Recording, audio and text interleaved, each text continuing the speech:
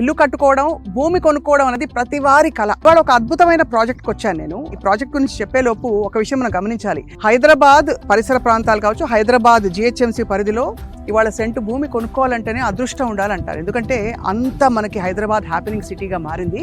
అటువంటిది west zone విపరీతంగా saturate అయింది. ఈస్ట్ జోన్ పరిస్థితి చూస్తే మనకి ఇప్పుడిప్పుడే మంచిగా ఆపర్చునిటీస్ వస్తున్నాయి టు ఇన్వెస్ట్. అండ్ ఇక్కడ ఇన్వెస్ట్ చేసిన వాళ్ళు కొన్నేళ్లలోనే కోటీశ్వర్లు అవుతారని చెప్పి మనకి సర్వేలు కూడా చెప్తున్నాయి. ఇవాళ మనం NRI ప్రాజెక్ట్స్కి వచ్చాం.